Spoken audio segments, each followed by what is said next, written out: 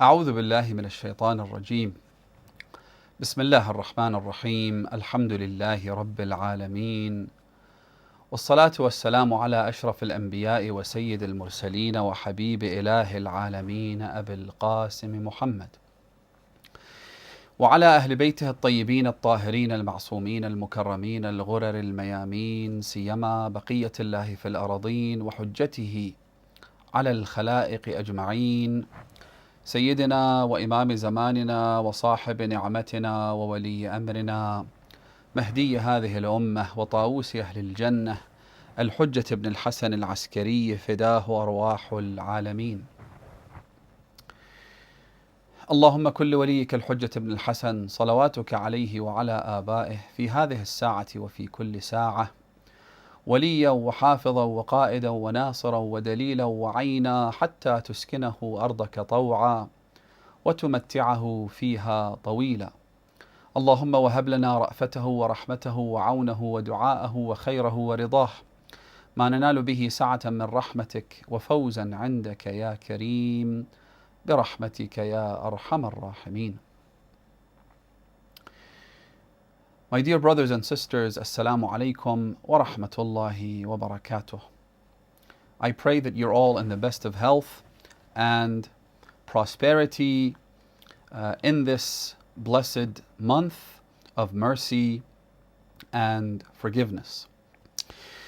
We continue our series on the ethics of the family, or Islamic family ethics, and in this session I'd like to address a very important question that a lot of people ask, and something that is a source of confusion for many, and that is, you've decided to take the next step and to complete your faith, to immunize your soul from the traps of shaitan, and to build a family.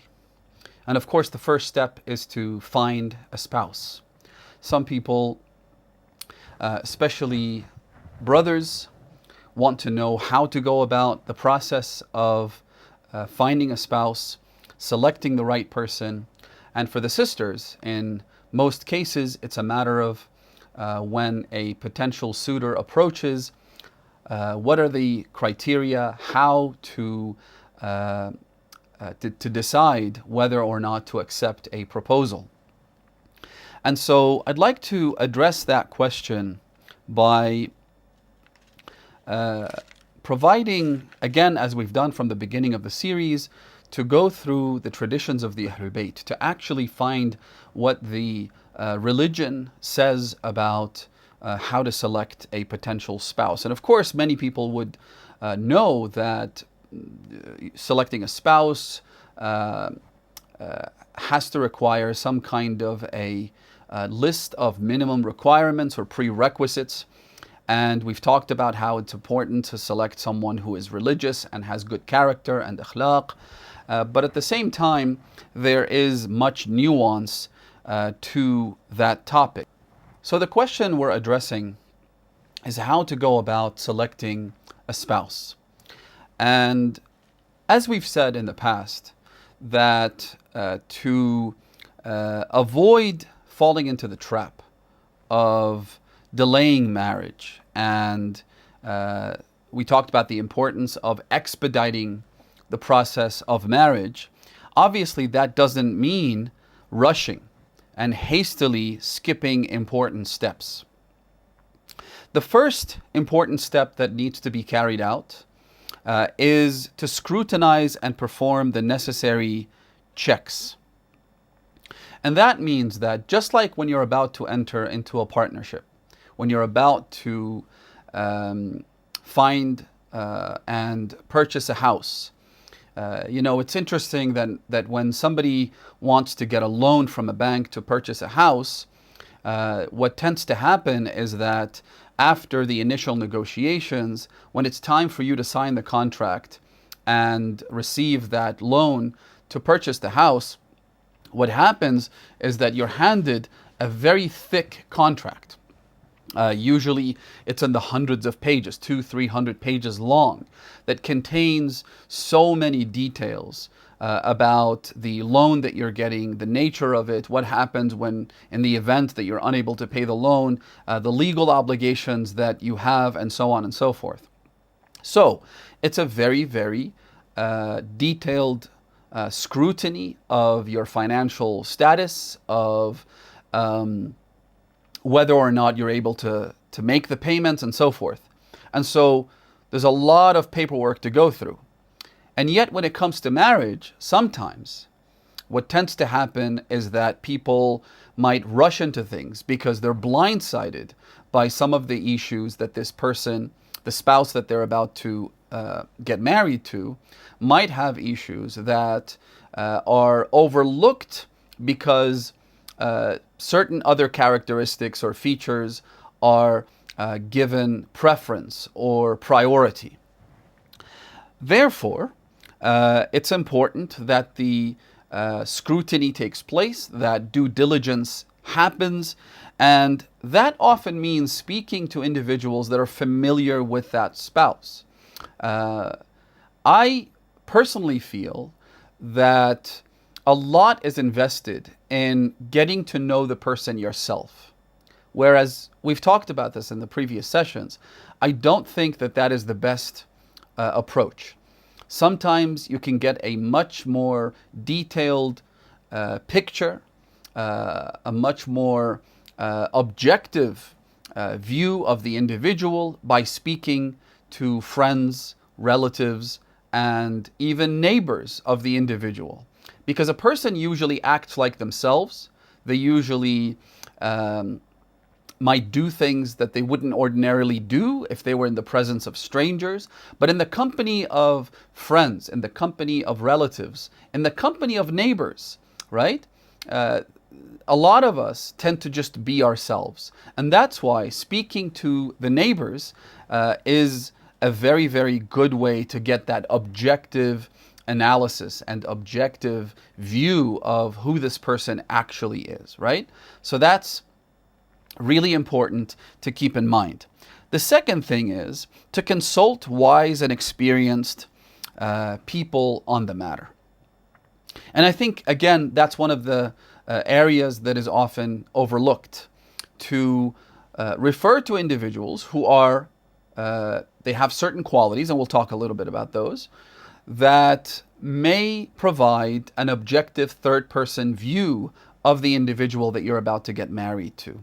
And that consultation is something that has to be part of every proposal, especially when you don't know the individual that has come forward. Sometimes the individual might be a relative, a close relative, and so you have a pretty good idea of who that person is. But when the person comes from a different country, comes from a different culture, perhaps, that's when you need those sorts of consultations. What's interesting is that when you refer to the books of hadith, you find entire chapters dedicated to this topic, the topic of consulting other people or seeking what the hadith calls and what's commonly known in Arabic as mashwirah or istishara. Istishara is when you ask for someone's opinion about anything that you're about to invest in. So for instance, in the blessed work of Al-Allama Al-Majlisi, Ridwanullah Ta'ala alayhi, Bihar al-Anwar, in his magnum opus, 110 encyclopedia of hadith, and the words and traditions and lives of the Ahlul Bayt alayhim salam. In volume 72 specifically, there is a chapter called Babul Mashwara وَمَنْ يَنْبَغِي الْإِسْتِشَارَةُ وَمَنْ يَنْبَغِي إِسْتِشَارَتُهُ وَنُصْحُ الْمُسْتَشِيرِ. Now, this chapter, as I said, contains a lot of hadith that talk about the importance of consultation and seeking other people's advice, as well as who to consult, who to refer to when it comes to those matters, and a section allocated to Nush al-Mustashir, which is the things that a person who's being consulted must do, right? When you are the person whose advice is being sought, then what is your obligation at that point in time, what your responsibilities are. And so there is an entire chapter, as I said, dedicated and allocated to this, which tells you that the Ahlul Bayt alayhimus salam, the Holy Prophet and his immaculate household, they deemed this area to be of critical importance, the idea of consultation. For instance, one hadith states, من استشار أو من استشاره أخوه المؤمن فلم يمحضه النصيحة سلبه الله لبه. Again, this is about cases where you are the person whose advice is being sought. What you're supposed to do. In this particular hadith, the Imam says that if your brother in faith consults you and you do not exert maximum effort to provide an advice or consultation that is complete, that is done with absolute certainty and sincerity, if you give advice that is incomplete or advice that's, as we say, ill-advised, something that doesn't provide the person that's consulting you with the best possible advice that they could get, then Allah subhanahu wa ta'ala will He will strip you away of your intellect. The ability to see things clearly will be taken away from you. So it tells you again that this is a matter that is very, very critical and important.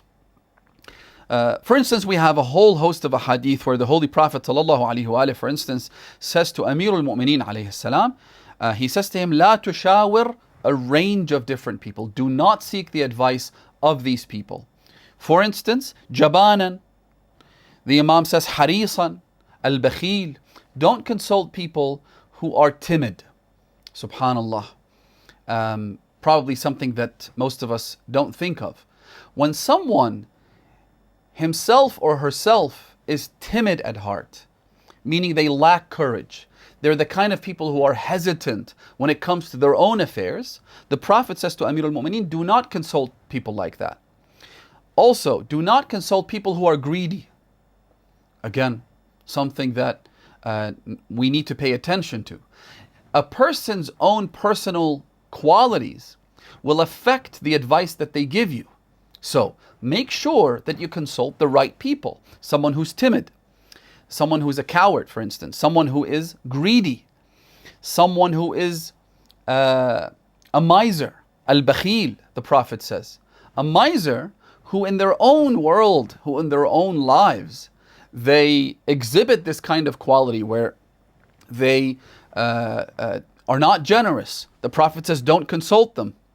And he explains why. But the point is, there are certain qualities to look for when you are seeking someone's advice.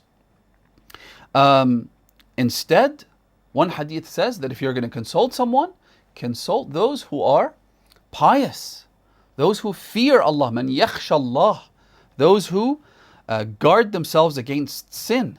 Don't consult just about anyone. For instance, one of the issues that people have is, especially when they have marital problems, who do they consult? They go to a family therapist. Now, any family therapist won't be able to give you good advice, because this advice has to be based not just on knowledge, not just on the if you like, the skill or the science of how to lead a life that is free from trouble and so forth. It has to also be coupled with piety and fear of Allah subhanahu wa ta'ala.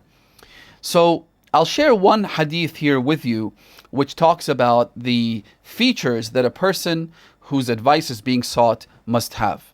It's a hadith attributed to Imam al-Sadiq alayhi salatu wassalam, in which he says that a person that you're consulting has to have, number one, intellect. Someone who's able to properly examine the situation and give you advice that is balanced, advice that is based on the intellect.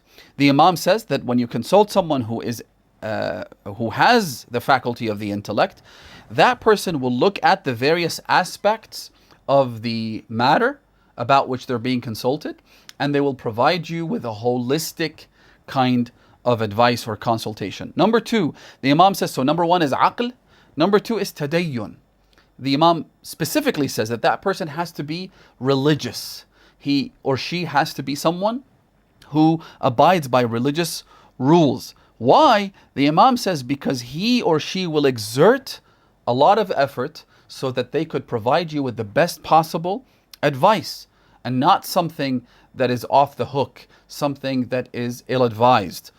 In other words, they'll sleep on it, right? A good person to consult would be the one who tells you, okay, I've heard your problem, now give me a day or two to get back to you. Because what that means is that this person really cares about the advice that they're about to give. And they will exert effort, they might even have to consult other people, they might have to put in that extra effort and go the extra mile, as we say. Number three, the Imam says that person has to be sadiqun mu'akhi. He or she has to be a good friend, someone who considers you a brother. Why? Because the Imam says he or she will then be sincere. Also, he says that they won't expose you.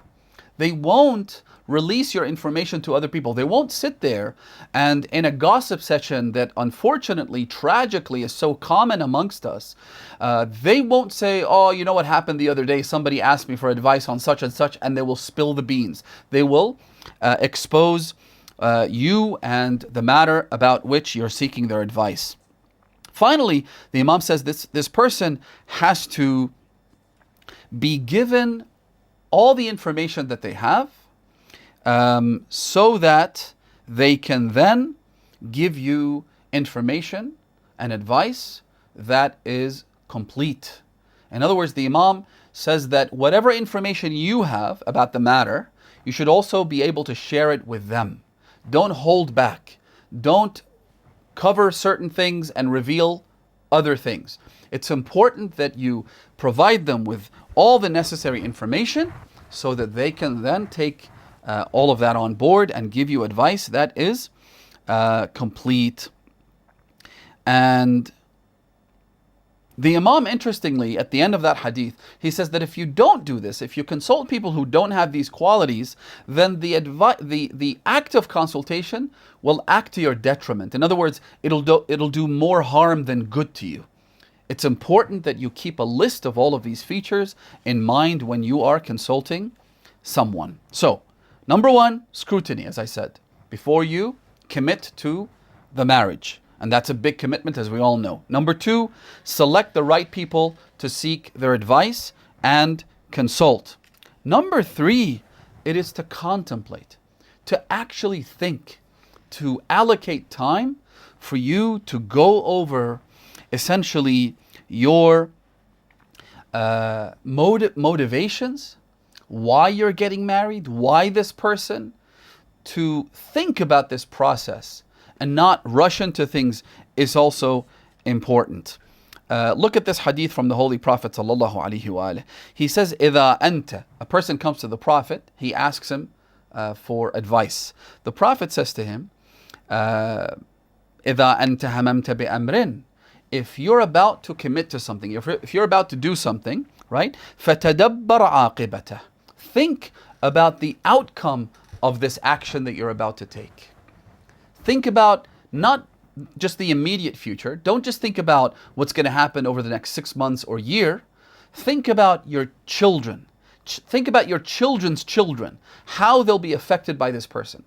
How they will live in a family where you are a parent, but so is another person. So is that spouse of yours. So, إِذَا أَنْتَ هَمَمْتَ بِأَمْرٍ فَتَدَبَّرْ عَاقِبَتَهُ. Think about the outcome. Think about the long-term repercussions of this action or commitment, in this case marriage. فَإِنْ يَكُ رُشْدًا فَامْضِهِ. If the outcome is good, if the long-term repercussions are favorable, then go ahead, proceed forward. وَإِنْ يَكُ غَيًّا فَانْتَهِ عَنْهِ. But if you feel that the long-term repercussions are evil, if they're not good, if they're detrimental to yourself, to your religiosity, to your children's faith, then stop right there and do not proceed forward. Now, We have a long list of narrations from the Ahlul Bayt alayhimus salam about the qualities to select or to look for in a potential spouse. Many traditions have discussed this point and have provided us with minimum prerequisites, as I said before. For instance, the famous hadith where the Holy Prophet ﷺ and subsequently members of the Ahlul Bayt have said that it's important to select someone who has these two qualities, khuluq and deen. Khuluq is good character, right? And we'll elaborate on that. Religion is faith. Is this person a practicing Muslim or not? So, in some traditions, it says amanatahu wa deenah. If you favor someone that has the quality of being trustworthy, the quality of being reliable, right? And religiosity. Perhaps trustworthiness is a branch of khuluq. It is about good character. So it's an example that's being provided here. But the overarching theme here is that the person has to have good character. Khuluq also means pleasant demeanor, right? It means that this person is someone who is pleasant to be with, someone who has good akhlaq. But akhlaq is a broader concept, that it's not just about the person's behavior or the person's demeanor when in the presence of other people. It's broader than that, but it also includes having those qualities where the person has good akhlaq, right? Or being well-tempered, as we say in English. For instance, listen to this hadith. A person sends a letter to Imam al-Rida alayhi salatu wassalam, our 8th Imam, and he says to him that one of my relatives has approached me and proposed to my daughter. He wants to get married to my daughter. However, he has a problem. He says to the Imam, fi khuluqihi su'. There is a problem. He doesn't elaborate any further. He doesn't give us any specifics, but he does say to the Imam that there is a problem, a shortcoming in his akhlaq, in his character. What do I do? The Imam responds by saying, لا تزوجه إن كان سيء الخلق. Even though he's your relative, but if he has a problem in his character, a problem in his demeanor, then do not give your consent, do not bless this marriage. Now, why is this relevant and important? Think about it. So many families want their daughters to get married to their cousins. And the logic is that he's your cousin. He's one of us. Also, one of the reasons a lot of families do this is that there's almost like an unwritten law in many families where girls marry their cousins. Cousins marry each other, essentially. And so, in principle, that is a good thing. That's not bad. So don't get me wrong. Getting married to people within the family, people that you know, has a lot of advantages. One of them is you know the person. If you don't know the person yourself, then other members of the family would know them perfectly well. And so it allows you to make a more informed decision. It allows you to get married to the person knowing pretty much all there is to know about them. However, in many cases, that individual who happens to be your second cousin or your whatever it is, doesn't have the best of akhlaq. This person won't check the boxes underneath the category of good character. So just because this person is related to me doesn't make him the best candidate to get married. And so it's important that they receive the same level of scrutiny, and these minimum requirements have to be present. So while it's an advantage that this person is related to me, at the same time, it doesn't mean that we overlook those areas in this person's life which may be problematic. In this case, Imam al-Rida alayhi salam is very clear. If this person has a character rap sheet that is flawed, that has dark stains that are perhaps innumerable or problematic at least, then you should avoid getting married to that person. So this is my advice to families whose first choice is always that cousin who happens to live back home. As I said, it's an advantage, but it's not a minimum requirement. The minimum requirement is akhlaq and religiosity, being a practicing Muslim. And I hear a lot of sisters especially who reach out to me and say that my parents want me to get married to so-and-so who happens to be my relative, but I have a problem with that. Most of the time, it's not necessarily because that person has, any blemishes on his rap sheet, but because they happen to, love someone else who's local, or because they feel like getting married to someone who is local, who perhaps speaks the local language and so forth, is better. My advice here is this: the fact that they are related to you is an advantage, right? There's no question there. However, do they satisfy those two minimum requirements? If they do, so be it. I would prefer someone who's related. But if they don't, then I would certainly avoid them and go to the next option, which would be someone else. What is good akhlaq? As I said, it's an overarching concept. It includes honesty. It includes temper, as I said, the demeanor when they're with other people. It includes having what we might call good, clean eyes, clean tongue, meaning this person isn't a womanizer. He's not the kind of person who's always, contaminating his eye and therefore his soul by looking around. He's not someone who likes all of these problematic photos on social media. He also has a good tongue, a clean tongue, meaning he does not, or she does not engage in foul language. Just someone who can be labeled as an individual who has good akhlaq and good morals and good character. Also, he has to be trustworthy, as we said before, which is specifically mentioned in the hadith. He has to have humility. He has to have generosity. And also, there is the negative traits that he must avoid, like being ill-tempered, having foul language, being envious towards other people, being greedy, etc., etc. So, all of these things put together compromise what we refer to as good character and demeanor. So, does he check these boxes? If the answer is yes, then he satisfies the good character requirement. For instance, we have traditions, specific hadith, which say do not marry someone who is a fool. The hadith, in the hadith literature, we call that ahmaq. Someone who is foolish, someone who is an imbecile. Don't marry someone like that. Also, we have traditions that say do not marry your daughters to someone who's a drunkard, someone who drinks alcohol, sharibul khamr.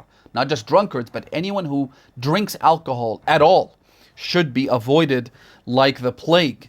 One hadith says that if a father allows his daughter to get married to someone who drinks intoxicants, drinks wine, فَقَدْ قَطَعَ رَحِمَهُ, then this father has severed his kinship with his daughter. Because essentially that's what you're doing. You're handing your daughter to someone who basically violates the two minimum requirements, which is having good character as well as having religiosity. What's really interesting is that we have a lot of references that mention specific physical qualities as well.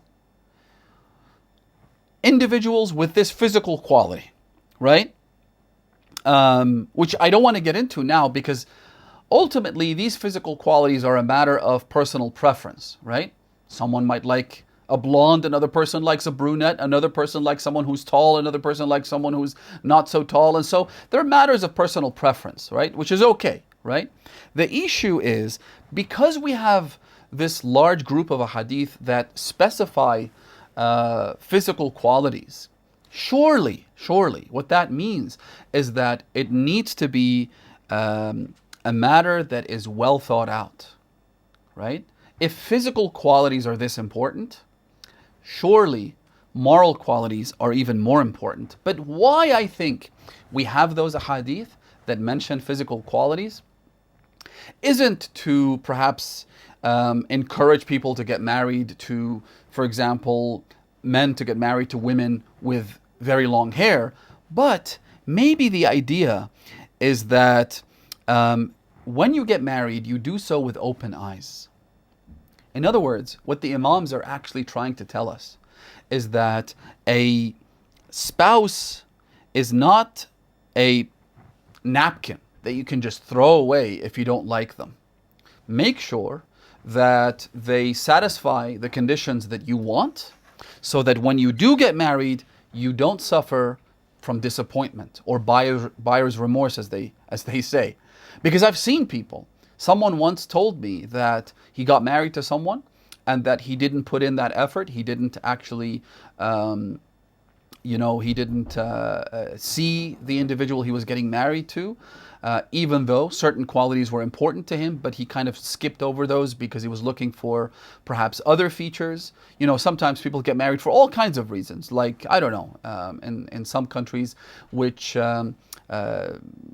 countries that we describe as third world countries, might want to migrate to another country which provides better economic conditions, for instance. And so they'll marry someone just because they can give them that residency or that passport and whatnot. And in the case of this person, he goes that I married this person, she came, and when she came and we were actually married, on the first day when I saw her, I wasn't, very satisfied. I didn't like what she looked like. And so I divorced her. I said, how could you do that? You need to get married with open eyes. If physical looks are important to you, which, as we said earlier, they're not basic minimum requirements. But if that's something that's important to you, then make sure that you perform your due diligence so that you don't break her heart, that you don't make her suffer through that entire process only to then be sent home. That is an egregious act of oppression that you've committed against this poor, helpless soul who has no fault of her own whatsoever. And just because you were complacent, just because you didn't put in the effort, then that's something that you are responsible for and no one else, right? Another hadith I wanted to share with you on the subject of basic minimum requirements is this beautiful tradition by Imam al-Hasan alayhi salatu wassalam. What the Imam says is, a person consults him and says, who do I marry my daughters to? So the Imam responds by saying, زَوِّجْهَا تَقِيهِ. If you're going to choose a spouse for your wife, or for your daughter, if you're going to vet the suitors who are approaching you, then make sure that the first requirement is piety. فَإِنَّهُ. Why? The Imam says, because if he loves her, فَإِنَّهُ إِنْ أَحَبَّهَا أَكْرَمَهَا. A pious person, when he marries someone and he actually falls in love with her, then he will honor her, he will look after her, he will provide for her. وَإِنْ أَبْغَضَهَا. And in the event that things don't work out and they fall apart and they have problems and it even gets to the point of divorce, his piety will prevent him from committing acts of injustice against her. وَإِنْ أَبْغَضَهَا لَمْ يَظْلِمْهَا. He won't oppress her. So the reason is obvious. Piety is the biggest deterrent against injustice and oppression, right? It is stronger than any kind of condition that you put in the marriage contract. Because conditions in the marriage contract can always be broken. Even those heavy dowries that some people choose to specify so that, so as to avoid divorce from being the first option in the event of a fight. I've seen a lot of families who when they choose the dowry, they split it into two parts, right? That's not something that we find in the hadith literature. It's not something that the Imams practiced, but it's quite common, especially in Arab cultures and perhaps Persian speaking communities, who they split the dowry into two parts. They call one the muqaddam and the other is the mu'ajjal or mu'akhar. The muqaddam is the dowry that needs to be paid up front. The deferred dowry is the one that gets paid in the event of a divorce. And so what often happens is that they specify a very, very hefty dowry for the deferred section, so that when the person wants to get a divorce, they'll think twice about doing so. In some cultures, especially in Iran, sadly, unfortunately, what they do is that they will specify an extremely hefty amount for the deferred dowry. It runs into the hundreds of thousands of dollars, for example, so that the person doesn't divorce his wife just because they had a falling out or they had a problem. Or if they do divorce, then there is a massive amount that they need to pay, and that acts sort of like a compensation for the girl. However, all of these measures are incredibly ill-advised. The reason for that is, what are you trying to do? You're trying to prevent this man from divorcing your daughter by making him suffer, by making him pay that hefty price tag?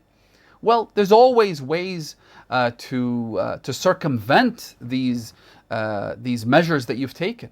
There's always for instance, one of the things that some men do, unfortunately, is that they make their wives so miserable so that they end up being the ones to forfeit that dowry, and the money's not paid in the end because she forfeited. She isn't asking for her dowry because she's so miserable, she wants to get out of this marriage, and she will pay any price to do so. So some men will resort to that incredibly hideous and grotesque act so as to get a divorce without paying the price. So in the end, what are you trying to do? If you're trying to avoid that eventuality, the best way to do that is to pick someone who's religious, someone whose piety will prevent him from resorting to such acts.